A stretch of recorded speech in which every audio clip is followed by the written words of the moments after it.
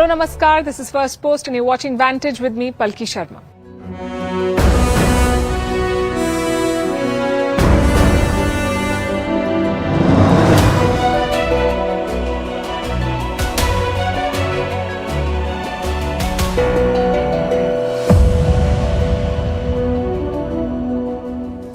It is extraordinary. Donald Trump has faced another attempt on his life. The shooter came within 500 yards of Trump, armed with a semi-automatic rifle. He couldn't get off a shot. But this is the second time in 2 months that Trump has been targeted. Is Donald Trump safe? Or does running for office in America mean putting a target on your back? The US is struggling to ensure the safety of its presidential candidates, but it hasn't stopped meddling in the affairs of other democracies. Washington is pushing New Delhi to ban Russian news network RT. Meanwhile, India is gearing up to hold the much-awaited census. Discussions are on about including the caste of Indian citizens in the survey form. In Bangladesh, a call for a nuclear arms treaty with Pakistan is going viral. The Maldives could be staring at a default, and it could seek New Delhi's help to save itself. And how Ford is planning to make a comeback into the Indian market, but with a different game plan. All this and more coming up. The headlines first. Kiev invites the United Nations and the International Committee of the Red Cross to Ukraine-held parts of Russia's Kursk for inspection. The Kremlin accuses Kiev of provocation. Last month, Ukraine attacked the Russian region of Kursk, seizing dozens of towns and villages. Meanwhile, Russia occupies around 20% of Ukrainian territory. In India, the police detained more than 100 striking Samsung workers. They were reportedly planning a protest march without permission. The strike at the Samsung plant near Chennai has been on for a week. The workers are demanding high wages and recognition for a union. British Prime Minister Keir Starmer meets his Italian counterpart Giorgia Meloni in Rome. The two leaders discuss how to tackle illegal immigration. The meeting comes a day after yet another English Channel migrant shipwreck. On Saturday, around 800 people crossed the channel, the second highest figure this year. Mali, Burkina Faso and Niger to launch new biometric passports. The junta-led states are looking to solidify their alliance. All three countries have split from the regional bloc ECOWAS. Since 2020, the Sahel nations have been under military rule after a string of coups. And TikTok to begin its appeal against being sold or banned in the United States. A law requires the video sharing app to divest from its Chinese ownership or face a ban. The move came after concerns that data of American users could be exploited by China. TikTok has 170 million American users. Take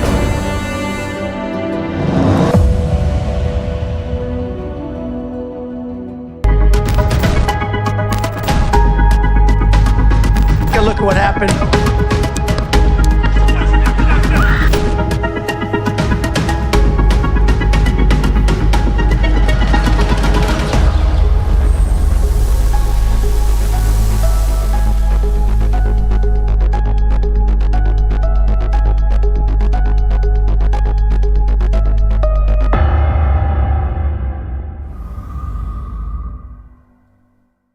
There was another attempt on Donald Trump's life. The shooter is in FBI custody. He was caught before he could fire the shot. Donald Trump is safe. But this latest incident has cast fresh doubts about the safety of the presidential candidates in the U.S. and the state of American democracy itself.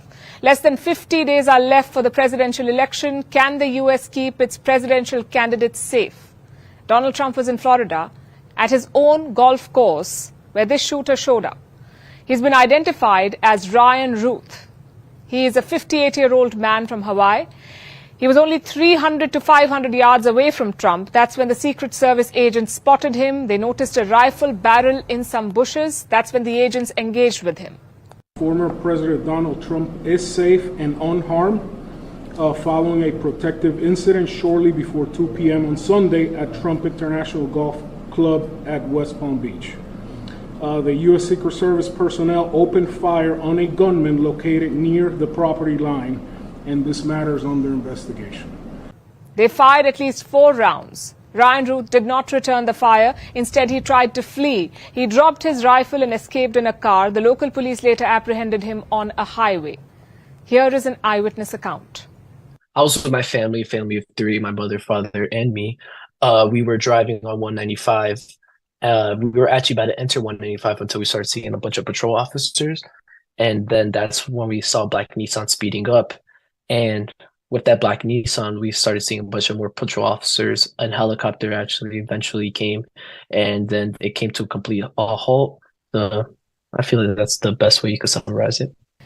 Routh had come to the golf course armed. Reports say that he had an AK-47 rifle with a scope, a GoPro camera, and 2 backpacks with ceramic tiles. He also had a clear problem with Donald Trump and his politics. Some of his old social media posts have surfaced now. This year he wrote a post on X.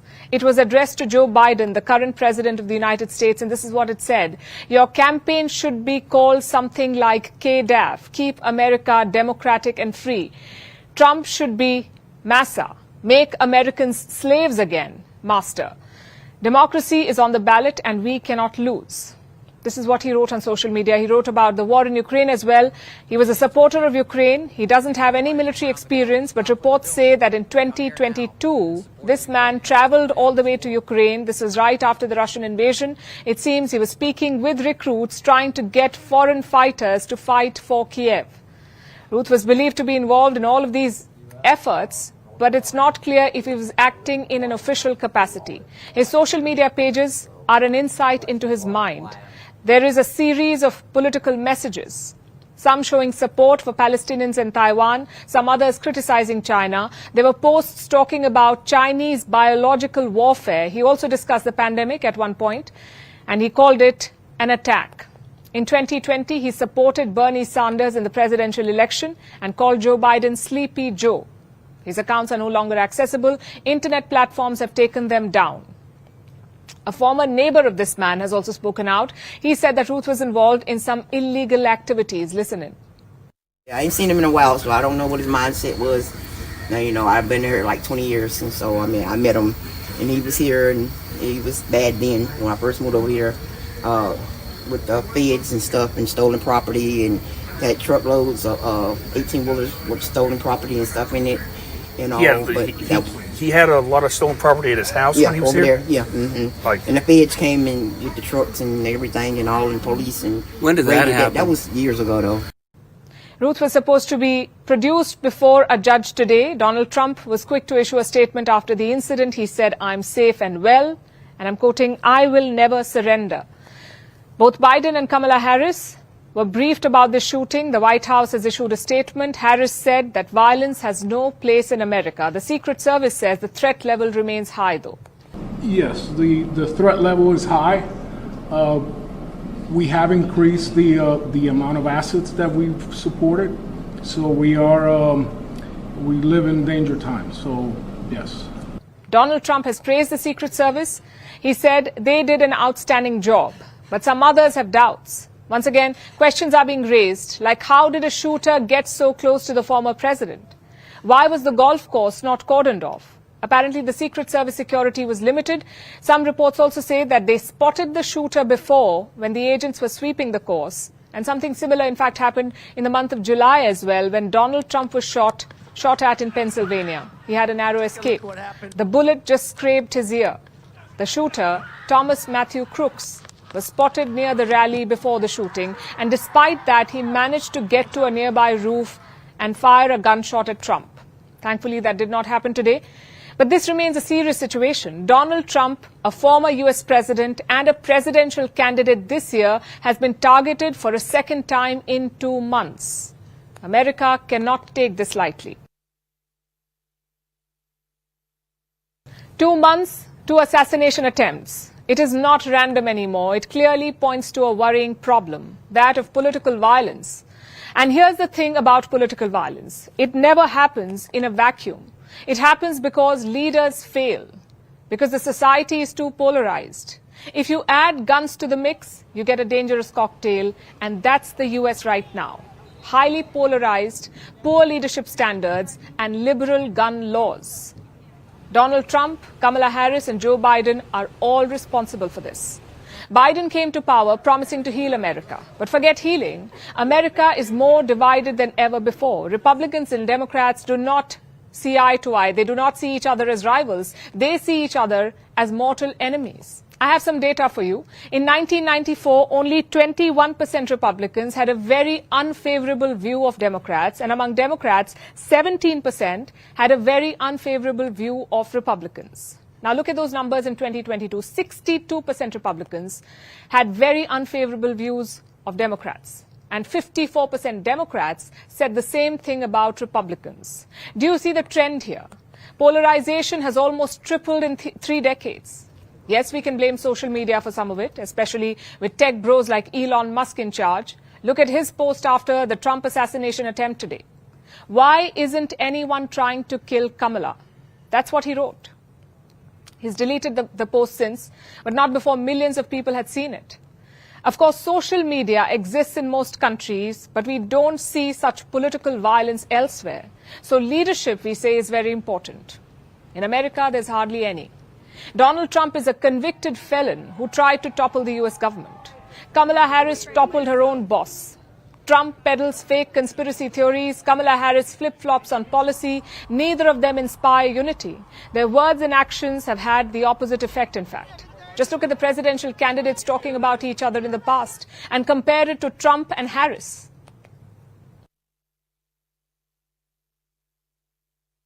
We never doubted the other man's sincerity or the other man's patriotism. I have to tell you, he is a decent person and a person that you do not have to be scared as President of the United States. She's defective. She's a defective person. And we don't need another defective person as President of the United States. We just had that. In many ways, Donald Trump is an unserious man. But the consequences of putting Donald Trump back in the White House are extremely serious. Well, there you have it. The discourse is extreme. Harris calls Trump a dictator and Trump calls Harris a Marxist. Such name-calling may sound childish, but in a polarized society, it's the recipe for disaster. Supporters may buy into such narratives. They may decide to take matters into their own hands to eliminate the so-called dictators or Marxists. It tells you where the US democracy is at.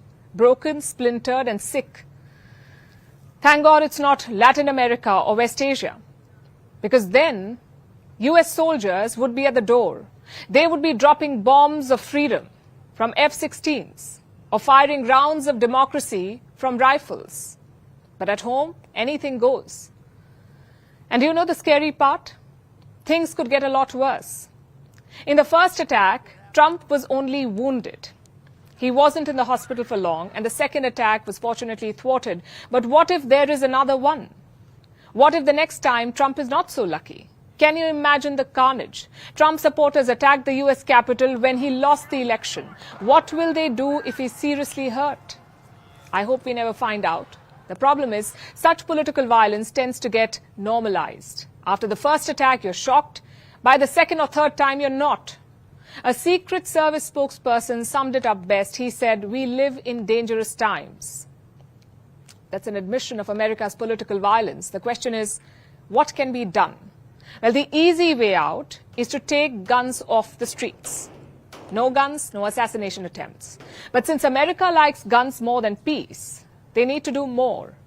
The leaders must lead by example. They must show that they disagree, but do not hate each other. They disagree with each other, but do not hate each other. We saw a belated attempt at this last week.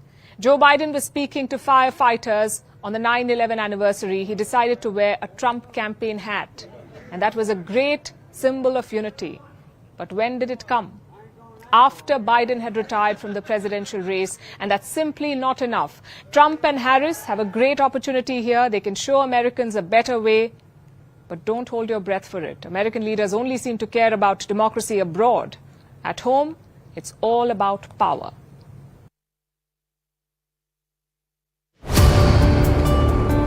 Hello, welcome. You're watching Ars International. It's just...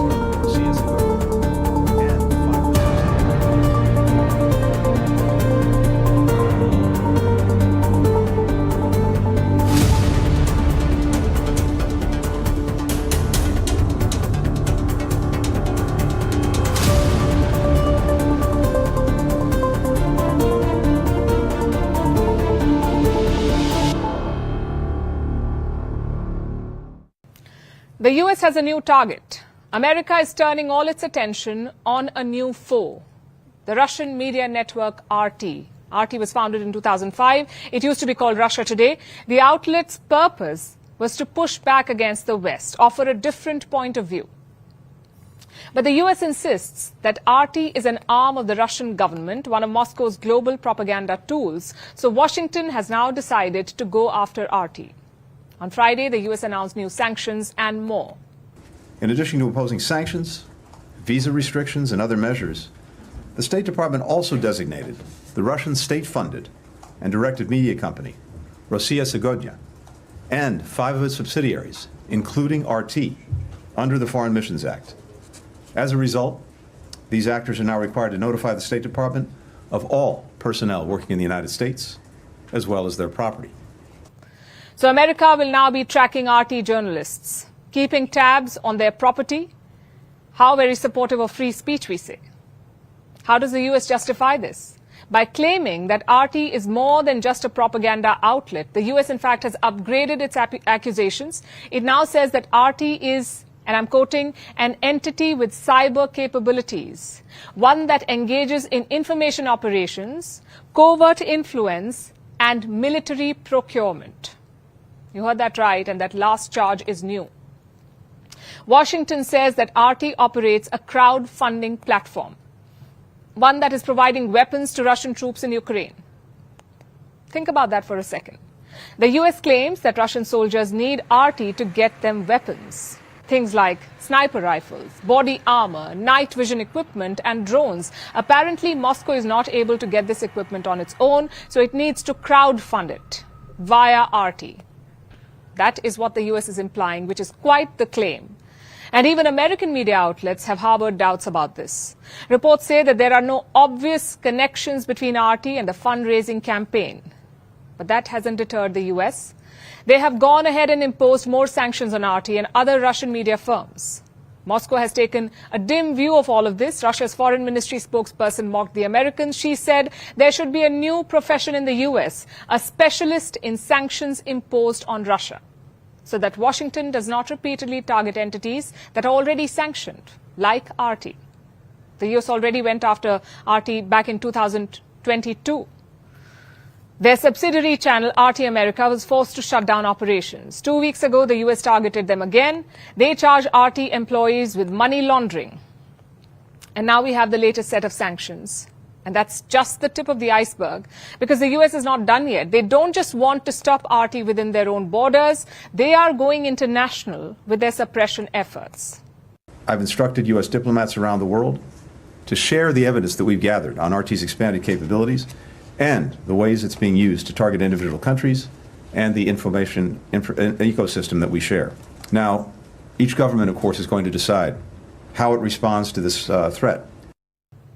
Blinken sounds almost docile there, doesn't he? He says the US will just share evidence and countries can decide what to do about it. But then you get reports like this. Apparently, the US wants India to ban RT. They want New Delhi to revoke the accreditations of RT journalists. Officials from the US Embassy have held talks with India's External Affairs Ministry and they're urging action.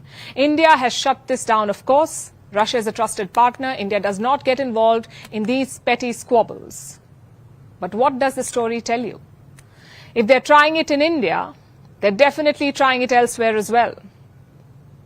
It's an all-out attack on Russian media from the so-called champions of free speech.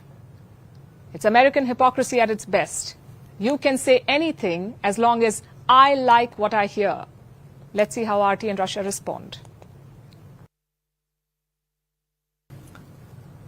Staying with India, the caste census is back in news. As you know, the census is a decadal exercise. It was last conducted in the year 2011. The 2021 census was delayed by the Wuhan virus pandemic, but now plans are being drawn up. And this time, there is a big question. Should a column on caste be added? Normally, a census looks at things like age, religion, gender, and domicile. But this time, your caste may also be recorded. Reports say the government is yet to take a final call on this. They may or may not go ahead with it. But the fact that they're considering it is significant. Now, I know you have questions. Let's look at the 3 most important ones here. What is a caste census? what is being considered, why is it being considered a caste census? And will it help to have a caste census in India? A caste census records the caste of every Indian, whether it's general or scheduled caste or other backward classes. The last such census was done in the year 1931. And what did it find? 52% of India's population was OBC. Even back then, two schools of thought existed. One said a caste census would perpetuate divisions. The other said, how can you solve a problem without measuring it? After 1931, no caste data was published in India. So why is there talk of reviving it now in 2024? Well, there's a political angle and a political answer and a non-political answer. Caste politics is rampant in India. A lot of people still vote based on the caste of a candidate. So parties try to capitalize on it. Congress leader Rahul Gandhi is leading this push. He has promised a caste census if he comes to power. And it's clearly working because his party doubled its seats in this election. So the idea has traction, which brings us to the non-political answer to this question. Backward castes have been historically oppressed in India. They make up a majority of the population, but only a minority in the corridors of power. To balance this, India has quotas in colleges and jobs. These quotas are set at 50%. That's the cap, 50% quotas. So half the seats for jobs are reserved. Also half the seats in colleges, not more than half. But some parties want to tweak it. They say India's caste numbers are outdated and the actual numbers may require quotas beyond 50%. So their argument is social justice. Now, the state of Bihar published caste data in 2023. It found that 84% of its population belonged to marginalized castes, 84%. Only 15% belonged to dominant castes. Again, it helped them politically. Bihar's Chief Minister Nitish Kumar won the most Lok Sabha seats from the state. He's now a key coalition partner at the centre in the NDA government. And where does the BJP feature in all of this? That's the ruling party at the centre. They have mostly been silent on the caste census. The party has neither supported nor rejected it. But recently, we've noticed some changes. For starters, the RSS has backed the idea. The RSS is the ideological parent of the BJP. They say a caste census is fine, but don't use it for politics. Secondly, the government appears extra sensitive on caste and quotas. Consider what happened last month. The government pushed lateral entry to key positions. Basically, they wanted to hire non-bureaucrats to government jobs, like corporate honchos or researchers. Just one problem, though. Quotas did not apply to lateral hiring. Immediately, there was a backlash. Even the BJP's allies opposed such lateral entries, and within hours, the move was reversed. The government said Prime Minister Modi had personally intervened. It tells you how sensitive the issue is. Maybe that's why the government is considering a caste census, to capitalize on the traction. The question is, do such exercises even work? Do they help? Let's go back to the example of Bihar. After the caste census, Bihar increased quotas from 50% to 65%. But like I said, the legal limit is 50%. So the state's high court struck down the new quotas. Last we checked, the matter is still in court. You see, announcing quotas is easy.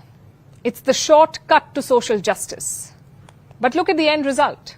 In government jobs, 15% is reserved for scheduled castes and 7.5% for scheduled tribes. But these quotas are not being filled up. Consider grade A government jobs, the higher, well-paying ones, that's grade A. Only 13%, 1-3, are scheduled caste and 5% are scheduled tribes. Same in central university jobs. Only 11% of the teaching staff is SC and 5% is ST. Among professors, it's even less. Only 7% SC and 2% ST. Do you see the problem here? Backward castes are not being able to fill up the reserved seats. So we need to go beyond quotas. They may win you seats, but they alone will not solve the problems. You need to invest in the education of backward castes, in their social integration. If not, this will remain a political spectacle. Every year, India produces 1.5 million engineers, 1.5 million. But do you know how many can build a core AI product? Just about 2,000. Imagine that. Artificial intelligence is the future. According to the International Monetary Fund, AI will affect 40% of all jobs in the future, 40%. And the world seems unprepared for it. And so are India's engineers. According to a new report, 67% of them think that AI will take their jobs. 87% are considering upskilling. Will that be enough to safeguard their careers? Our next report tells you. The world of artificial intelligence. Every day there are new products, new innovations, yet the people making them are few. That makes AI talent limited. But while AI jobs are in demand, what about other jobs? Is artificial intelligence going to replace them? A report by the International Monetary Fund says that artificial intelligence could impact 300 million jobs. That's about 9.1% of all jobs in the world. According to the IMF, 40% of all jobs will be affected by AI in some way or the other by 2025. In Europe alone, 68% people fear they could lose their job due to AI. So AI is coming for your job, and the world is worried, including India's engineers. 67% of them fear AI could negatively impact their jobs. They fear they could lose their jobs. But is this fear warranted? Well, according to estimates, nearly 40% of all engineering jobs could be automated in the next decade. So they're not wrong to worry. According to a 2023 India Skills report, about 60% of India's engineering graduates are employable. Only 45% meet the industry standards. That's because of a variety of reasons. First, there's a surplus of graduates. India produces over 1.5 million engineers each year. Second, most of them have a skill gap. They have the basic education needed, but there's a lack of application-based education. That means they know the theory but fail at the practical. Also, standard engineering courses often don't prepare graduates for the workplace. So what's the solution? Well, the only way out is upskilling, and India's engineers agree. 87.5% believe upskilling can future-proof their careers. 89% want to acquire hard skills. 86% want to know more about generative AI. They want to focus more on high-level problem-solving and skills that complement AI technologies. That said, engineering is not the only job that AI threatens. There are several other jobs that could be in danger, including technical writing, legal assistants, market research analysts, travel agents, translators, customer service, and a lot more. A UK think tank report says that women, young workers, and people who are least paid will be the most affected. Even the Indian government said that some routine jobs are likely to be automated. So does that mean that your job is in danger? Well, artificial intelligence will change the job market like any new technology has in the past. Some jobs will become redundant, but it will also give birth to new jobs. The IMF says so too. We don't know what it will look like just yet, but one thing is for sure. AI will reshape the world of employment in the years to come. Now let's turn our attention to Bangladesh, where India's challenges are only intensifying. New Delhi has a new problem to deal with. A new demand is gaining traction there, a demand for a nuclear arms treaty with Pakistan. In order to change the Indian habitual perception, our only answer, as I feel, is nuclearization. Nuclearization does not mean that we have to be a nuclear power. Nuclearization, I mean that we have to develop a nuclear treaty with our former adversary Pakistan. Pakistan is the most reliable, trustworthy security ally of Bangladesh. This is exactly what the Indians want us not to believe. They will do anything, I can assure you, they will do anything to protect us from the Indians. A nuclear treaty with Pakistan. This statement is going viral on social media. And who is the man pushing for it? Well, social media users have identified him as Professor Shahiduzzaman. They say he teaches international relations at Dhaka University. We tried to verify his credentials. We could not find any profile with this name on the Dhaka University website or anywhere else. However, we did find an old article on the internet. It mentions Professor Shahiduzzaman by name. This article was on the Jamaat-e-Islami website. That's right, the same organization that was banned in Bangladesh until July. The ban was lifted in August. Mohammad Yunus gave the orders himself for the ban to be lifted. He's the caretaker leader of Bangladesh. Now, under normal circumstances, few would have paid any heed to such radicals. But they're now very much part of the mainstream in Dhaka. Yunus has given these groups a new lease of life. Professor Shahiduzzaman's demand for a nuclear treaty with Pakistan was received with loud cheers. And it is being amplified by the Pakistani press. Look at these reports for yourself. The Express Tribune is a Pakistani newspaper. It carried Professor Shahiduzzaman's statement. It was part of a larger story on Bangladesh-Pakistan relationship. Apparently, a reset is in the works. Pakistan and Bangladesh are working towards restoring ties. This report says that there have been multiple meetings. Pakistani diplomats have met with their Bangladeshi counterparts. The same piece describes how hard it was for Pakistani diplomats to get a meeting with a Bangladeshi government official when Sheikh Hasina was in power. Islamabad faces no such challenge now. This report says that both sides have held a number of meetings. Next month, Mohammad Yunus will be in New York for the UN General Assembly. Yunus could meet Pakistan's Prime Minister Shehbaz Sharif on the sidelines. Islamabad has a long wish list for Dhaka. It wants them to ease the visa process for Pakistani nationals. It wants direct flights to resume and better trade and commercial ties. So Pakistan is trying to get a foot in the door. How should India see this and, more importantly, counter this? What should New Delhi's strategy be at this point, counter strategy? Reports say Prime Minister Modi was supposed to meet Yunus in New York as well, but neither New Delhi nor Dhaka has confirmed this meeting yet. However, India is intensifying contacts in Dhaka, and Indian diplomats in Bangladesh have held a range of meetings. They met several advisors of Yunus. These are the interim ministers holding various portfolios in his government, from home affairs to energy to economics and fisheries. India has been engaging with all key ministries. This flurry of engagements is a good sign. It signals India's willingness to work with the new leadership. But Yunus is sending mixed signals. Last week, he sent a new message to New Delhi. He said that he wants good relations with India. At the same time, he underlined the need for fairness and equality in ties, whatever that means. How should India respond to this? How should we see this? There is only one way forward: constant engagement. And that is how India can navigate this uncertainty, because pulling back would mean ceding ground to Islamist forces, and that would be a setback for Indian interests. New Delhi cannot afford to let that happen.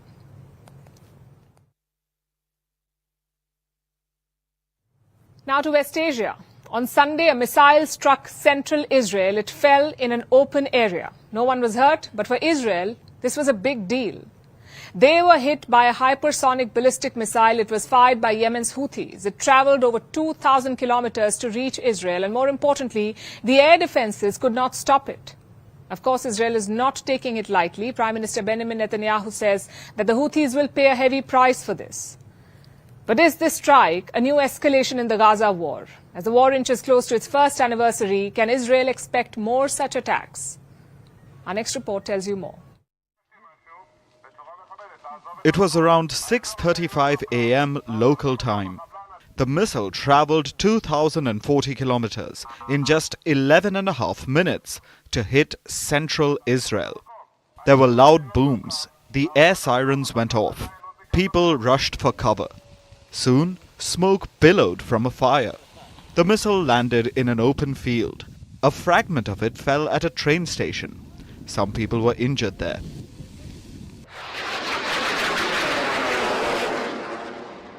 This is the longest range missile to ever hit Israel. It came from Yemen. It was fired by the Houthis, and it reached deep into Israeli territory. More importantly, Israeli air defense systems failed. Israel engaged two defense systems, the Iron Dome and the Arrow, yet it could not stop the missile from striking. So the question is, how did the Houthis achieve this? Well, the group says it's their new hypersonic ballistic missile. The missile force in the Yemeni armed forces carried out a special military operation which targeted a military target of the Israeli enemy in the Jaffa area in occupied Palestine. The operation was carried out with a new hypersonic ballistic missile that managed to reach its target, and the enemy's defensive systems failed to intercept and face.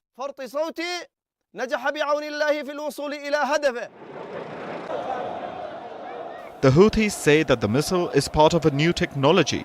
It's homegrown and apparently created by Yemeni technicians. Well, the 1994 Yemeni civil war saw the first use of ballistic missiles. But since 2015, Yemen has been relying on Iranian support for both weapons and training. In fact, Saudi Arabia pointed it out recently. It called for more pressure on Iran to restrict the constant supply of weapons to the Houthis. Of course, this isn't the first such attack by the Houthis. Since November, the Houthis have targeted Israel and its perceived interests on land as well as in the Red Sea. It launched dozens of missiles and drone strikes. The strikes cut off vital waterways, disrupting global trade. In July this year, a Houthi drone strike penetrated Israel's air defenses. It ended up killing a civilian in Tel Aviv. But while this attack may have failed, the Houthis say that there will be more such strikes in the coming days. Meanwhile, Israel is furious. Prime Minister Benjamin Netanyahu says that the Houthis will pay a heavy price for this strike. We are in a multi-front campaign against Iran's axis of evil, which is striving for our destruction. This morning, the Houthis launched a surface-to-surface missile from Yemen into our territory. They should have known by now that we were exacting a heavy price for every attempt to harm us. Anyone who needs a reminder on this matter is welcome to visit the port of Hodeidah. Whoever attacks us will not evade our strike.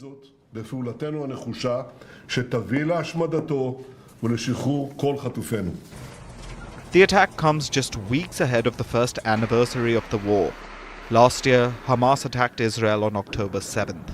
Israel went to war in Gaza, and since then, West Asia has plunged into chaos. Nearly a year later, the tensions are still high, and there are fears of new fronts opening in the war every single day. Now we turn to the Maldives. It's a South Asian nation located in the Indian Ocean. It is Asia's smallest country, but with one big problem, and that is debt. The Maldivian economy is in debt distress. It took too many loans and now it's struggling to pay them back. One repayment is due next month, a repayment of some $25 million. This money is due to bondholders, people who bought Islamic Sukuk bonds issued by the Maldivian government.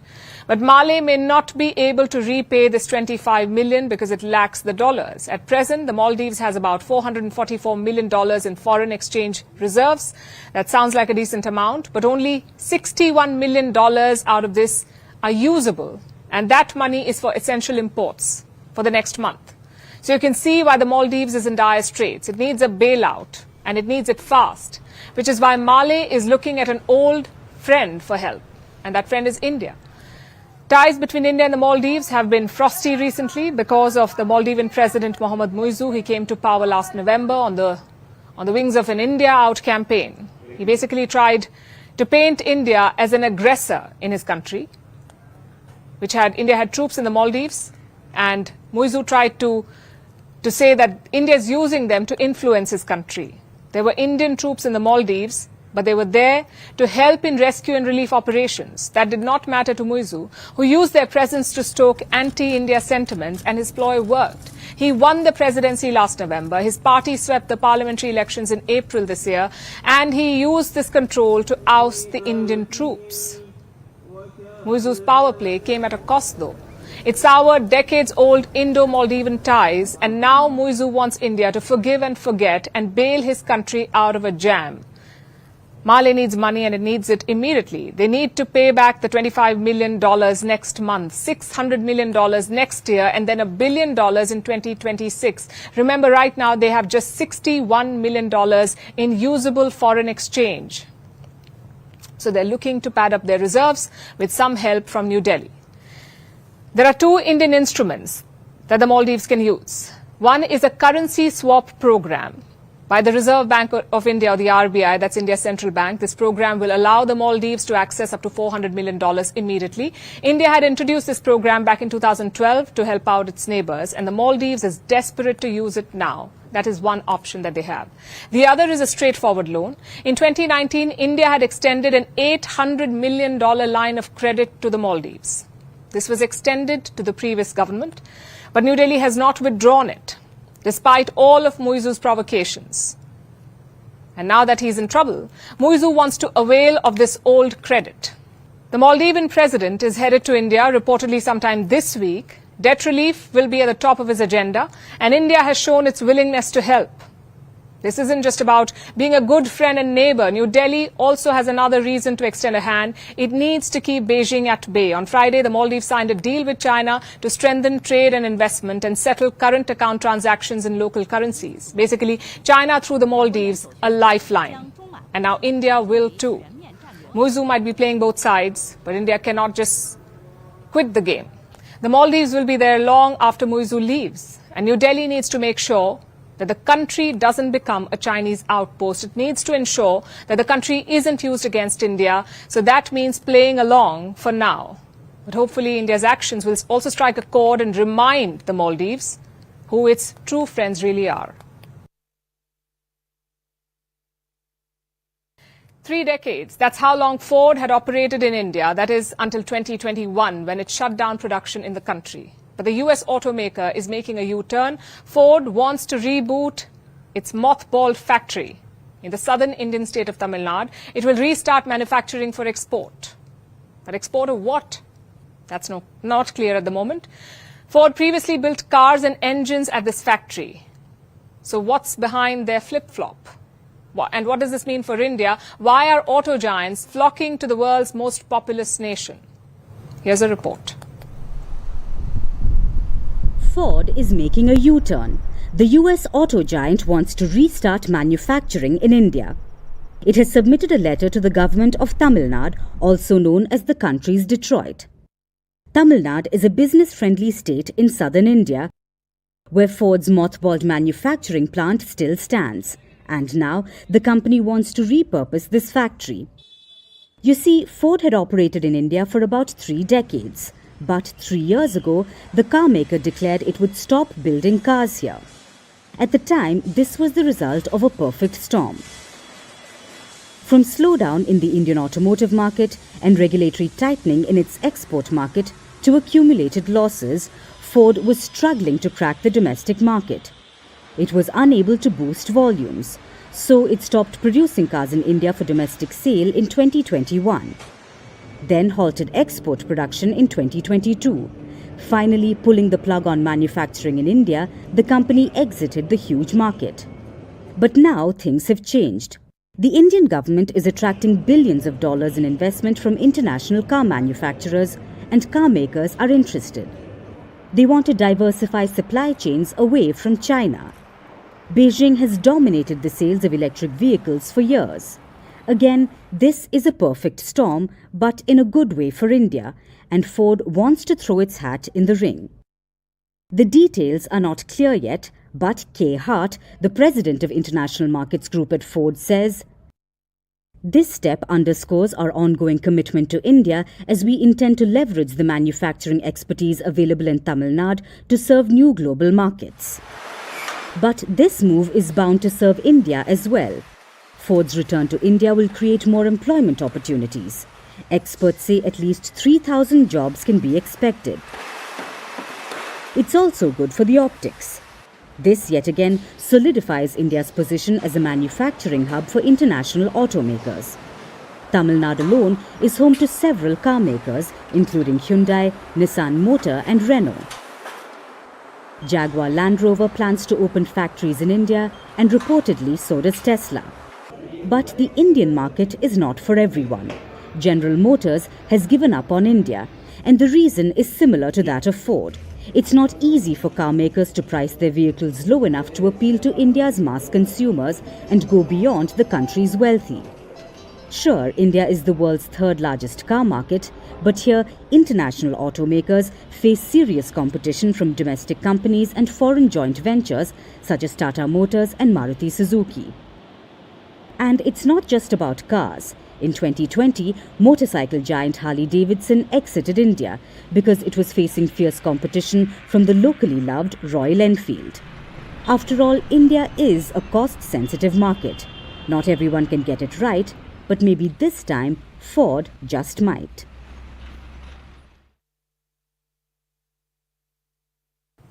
Now let's turn our attention to China. This morning, Typhoon Bebinca made a landfall in Shanghai. This is the strongest storm to hit China's financial capital in more than 7 decades. It comes just as the country is recovering from another typhoon, Typhoon Yagi, which left a trail of destruction as it passed through China earlier this month. Yagi is Asia's most powerful storm this year. Apart from China, it has devastated Vietnam, Laos and the Philippines. And now it is wreaking havoc in Myanmar. But the death toll has crossed 100, by the way, and storms, in fact, are not limited to Asia. Storm Boris is battering Central and Eastern Europe. At least 8 people have died. Across the world, storms are becoming stronger and more frequent. Our next story tells you why.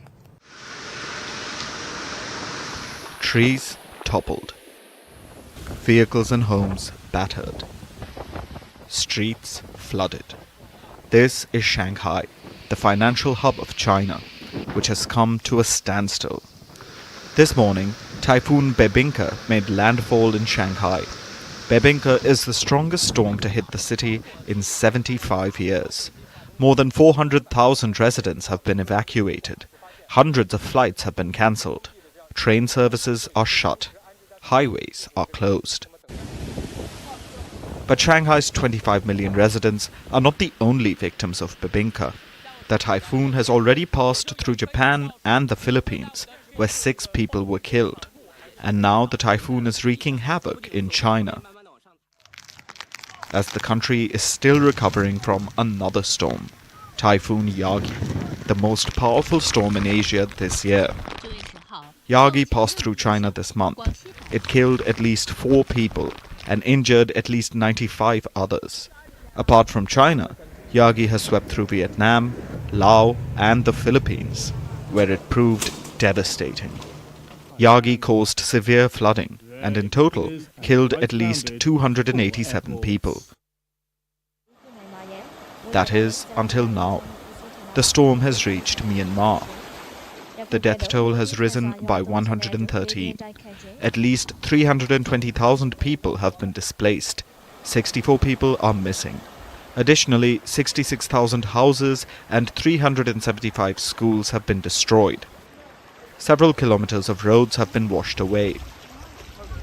Now, countries are pouring in aid. India has launched Operation Sadbhav, meaning goodwill, to send urgent supplies to Vietnam, Laos and Myanmar. India has pledged $1 million in aid. The UK has pledged $1.3 million. And Japan has provided $124,000 in aid. While Asia suffers from devastating storms, the disaster is not limited to the continent. Storm Boris is lashing Central and Eastern Europe. Austria, Poland, Romania and the Czech Republic are affected. 8 people have drowned. Hundreds of thousands of households are affected. Power outages are frequent and entire bridges have been swept away. No matter the country, climate change is making disasters worse, including storms like typhoons. There is general consensus amongst the scientists that tropical cyclones are getting more intense, that tropical cyclones are getting wetter, that storm surges are increasing, which is due to the combination of the cyclone being more intense and sea level rise. So those are 3 factors that we generally agree on. Typhoons are rare in regions like Shanghai, but that's where Bebinca made landfall. And in places where typhoons are normal, they are only becoming more intense. This is due to a meteorological fact, a meteorological principle, which is that warm air can hold more moisture. So as the atmosphere is getting warmer, the typhoons in themselves are also getting wetter, so they can bring more rain when they make landfall. So those rainfall totals that you see in Yagi, which are exceeding 400 millimeters, chances are that we're going to see those rainfall totals more often in the future. Natural disasters are causing widespread destruction, and people are paying the price of climate change with their lives.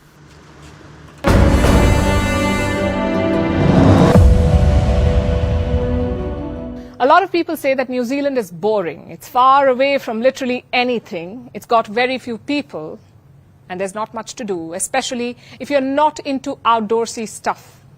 But do not worry. New Zealand has just the plan to turn around that boring tag. An election for birds. That's right. In 2005, New Zealand started an election for Bird of the Year. You can cast your votes online. The birds with the most votes win, or the bird with the most votes wins. This year, a rare penguin has been declared the winner. They're said to be shy and smelly. Now I know what you're thinking. How does a bird election make you less boring? Well, this election has a dark past, from Russian interference to Australian rigging to a controversial bat winner. This election has seen it all, so naturally the internet is having a blast with it.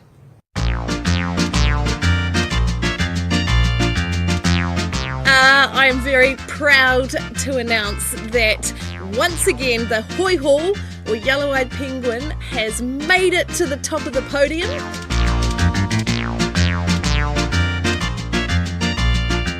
For Bird of the Year this year, I'm voting for the hoi ho, the yellow-eyed penguin.